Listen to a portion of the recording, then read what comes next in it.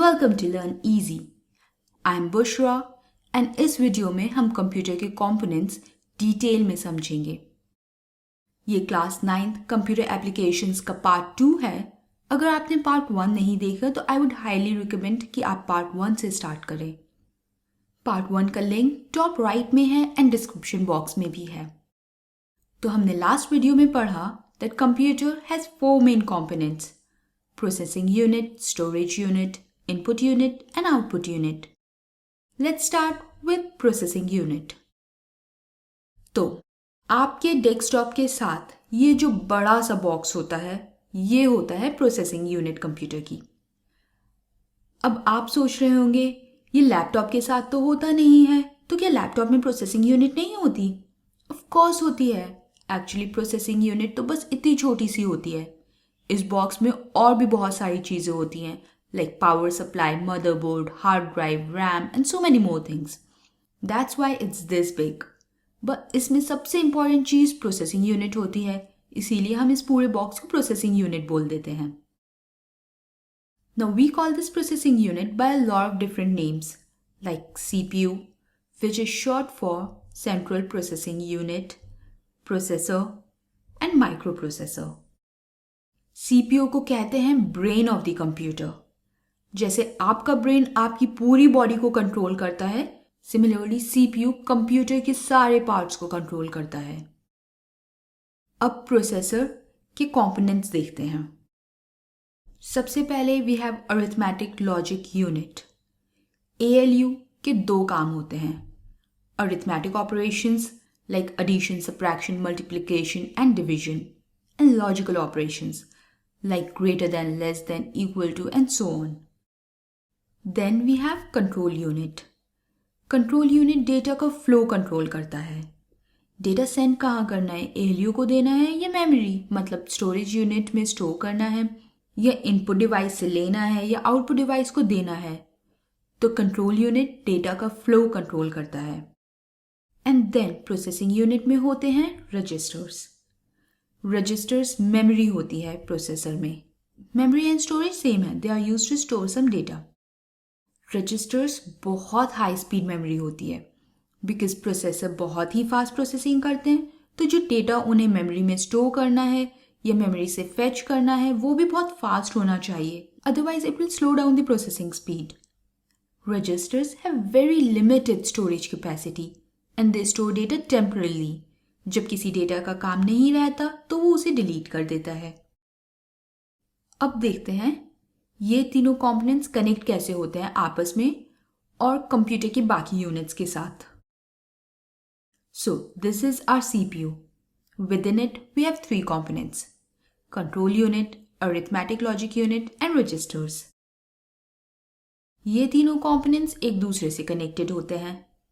And then control unit input device से data ले सकता है, आउटपुट डिवाइस को डेटा दे सकता है, एंड मेमोरी से डेटा रीड कर सकता है एंड मेमोरी में राइट भी कर सकता है। एंड एएलयू भी मेमोरी से कनेक्टेड होता है।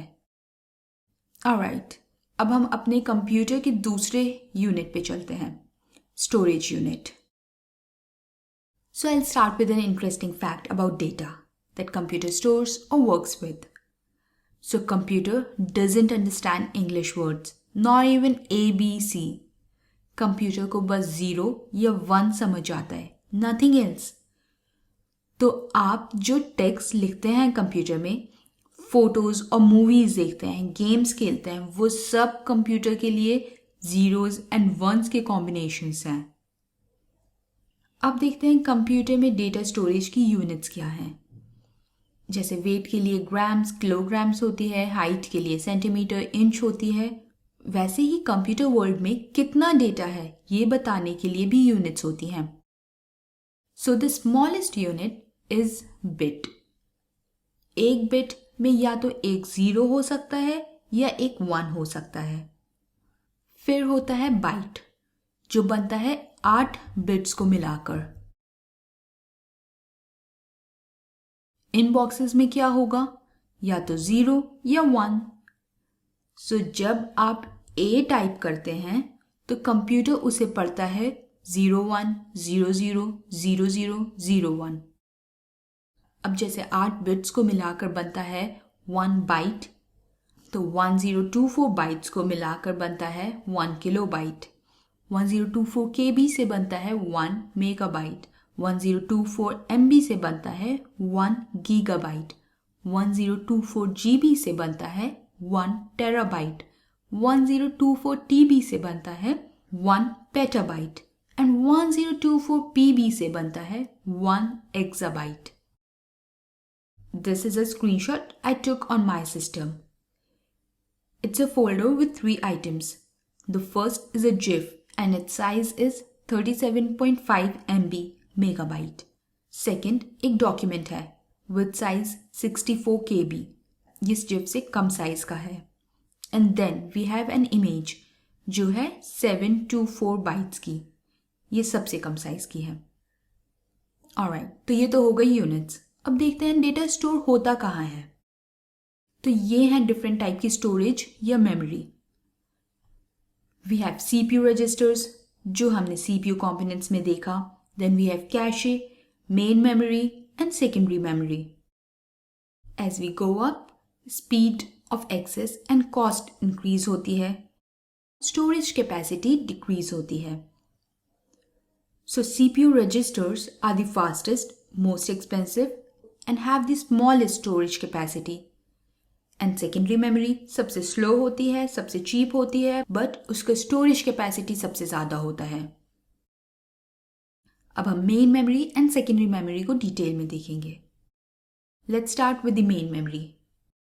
Main memory को primary memory and internal memory भी कहते हैं, and main memory को CPU directly access कर सकता है। Main memory के 2 सब parts हैं, एक है RAM, एक है ROM. RAM is random access memory. ROM is read-only memory. Let's first understand RAM. RAM is a type of computer memory. RAM can be read and changed in any order. So RAM का content read कर सकते हैं and update कर सकते हैं. Content fix नहीं रहता, change हो सकता है. एंड आप उसे रैंडमली एक्सेस कर सकते हैं, जैसे उसका नाम कहता है। RAM is use to store working data instructions. तो रैम में वो सॉफ्टवेयर्स एंड डेटा रहता है जिस पे आप अभी काम कर रहे हैं। RAM is volatile. This is important. RAM needs continuous power supply to store its content. जैसे ही पावर कट हुआ, रैम बिल्कुल क्लियर हो जाता है।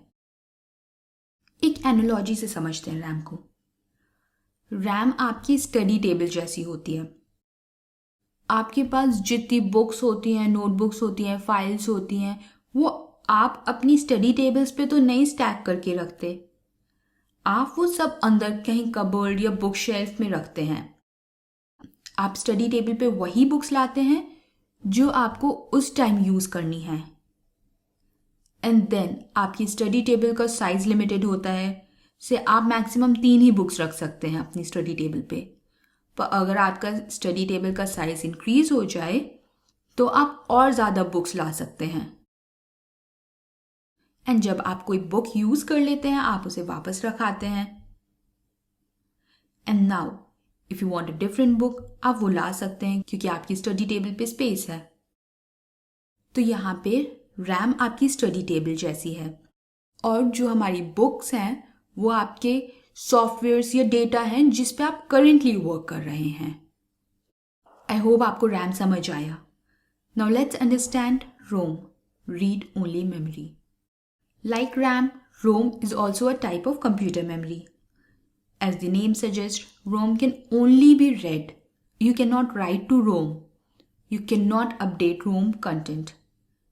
अब आप सोचेंगे कि ROM से बस अगर हम रीड कर सकते हैं तो इसमें क्या डेटा स्टोर करते होंगे, कब स्टोर करते होंगे data. So ROM is used to store softwares that rarely change during the life of the system, such as those needed to start the system. Computer को सिस्टम भी कहते हैं।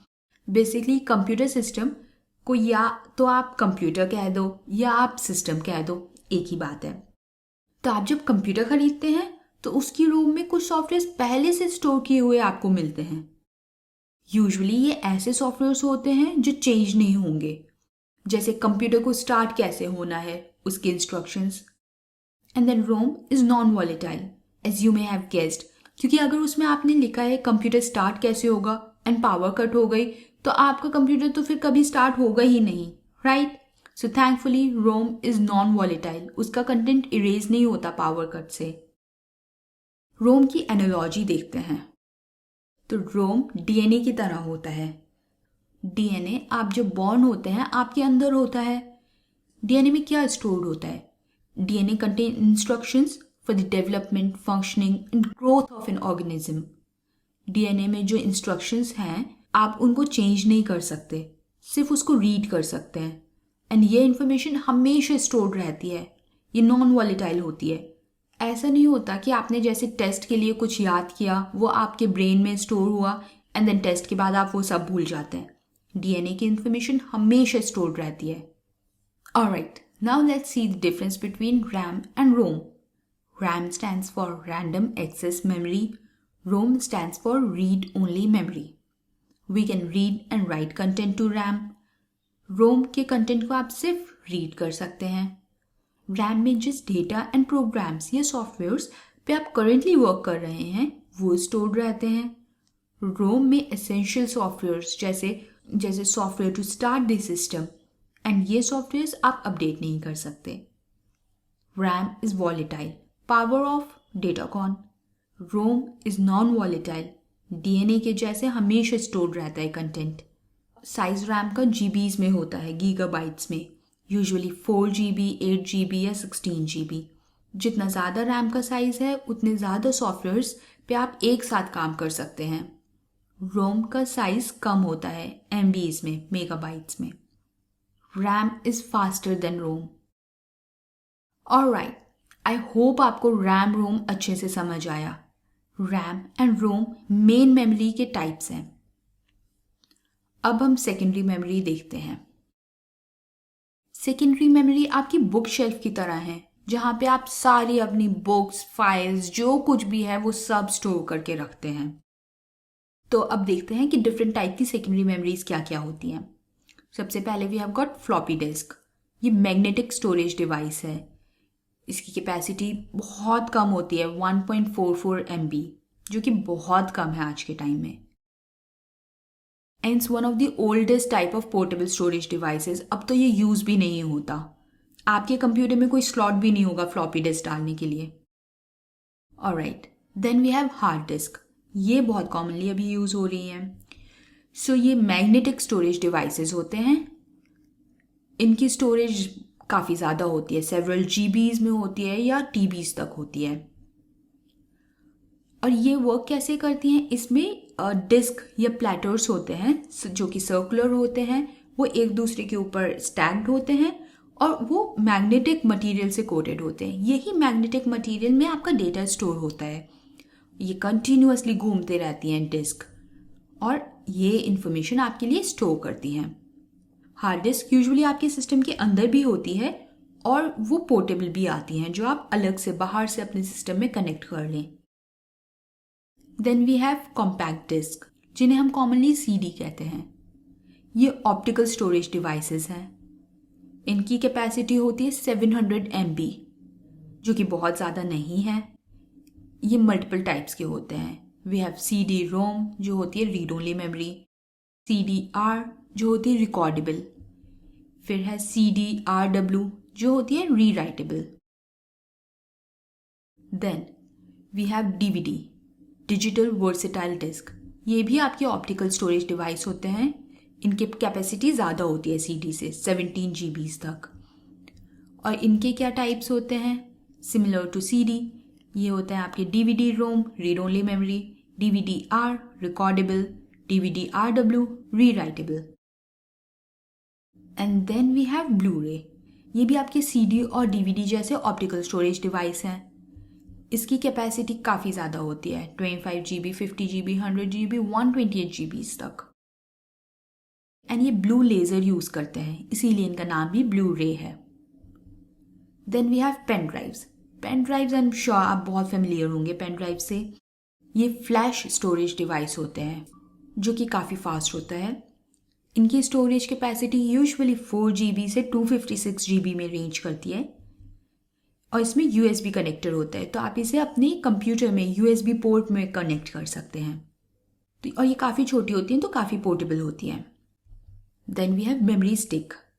मेमोरी स्टिक भी आपकी फ्लैश स्टोरेज डिवाइस होते हैं। इनकी capacity 4 GB से 128 GB में रेंज करती है और ये यूजुअली पोर्टेबल इलेक्ट्रॉनिक डिवाइसेस में आप यूज़ करते हैं, जैसे digital camera, mobile phone, laptops. तो उनमें एक स्लॉट होता है जिसके अंदर ये स्लाइड इन हो जाता है। तो ये थे different storage devices for our secondary memory. Alright, now let's move over to input unit. Input unit use होता है to take input from the user. अब देखते हैं क्या क्या डिवाइसेस होते हैं जिससे यूज़र इनपुट दे सकता है कंप्यूटर को। तो सबसे पहले we have got keyboard. Keyboard क्या कंटेन करता है? कीबोर्ड कीज कंटेन करता है जिसमें लेटर्स होते हैं, नंबर्स होते हैं और कुछ कमांड कीज होती हैं, जैसे एंटर होता है, शिफ्ट होता है, फंक्शन की होती है। Then we have mouse. Mouse क्या होता है? ये पॉइंटिंग डिवाइस होता है। इससे आप पॉइंटर या कर्सर का मूवमेंट कंट्रोल कर सकते हैं स्क्रीन पे और फिर आप उस ऑब्जेक्ट पे जाके क्लिक कर सकते हैं। Then we have microphone. Microphone जिसको आप माइक भी कहते हैं, it is use for taking in the sound input. Mic convert करता है साउंड इनपुट को डिजिटलाइज साउंड में, या जिसे हम डिजिटल ऑडियो भी कहते हैं, और इस काम के लिए इसे चाहिए होता है sound card. Then we have scanners. Scanner क्या करते हैं? एक फिजिकल फोटो या डॉक्यूमेंट को डिजिटल बना देते हैं। तो आप फोटो को स्कैन करके उसे एक डिजिटल इमेज बना सकते हैं, आपके कंप्यूटर में स्टोर हो जाएगी। इसके डिफरेंट टाइप्स होते हैं। हैंड हेल्ड स्कैनर होते हैं जो बहुत पोर्टेबल छोटे से होते हैं। ड्रम स्कैनर होते हैं, flat bed scanner. Then we have concept keyboard. ये कीबोर्ड का एक स्पेशलाइज्ड टाइप है। तो ये एक स्पेशल कीबोर्ड है, इसमें हर बटन का एक स्पेसिफिक काम है जो कि उन्होंने पहले से डिफाइन कर दिया है। ये यूजुअली आप तब यूज करते हैं जब आपके पास लिमिटेड रेंज ऑफ चॉइस आपको यूजर को देनी है। Then we have touch screens.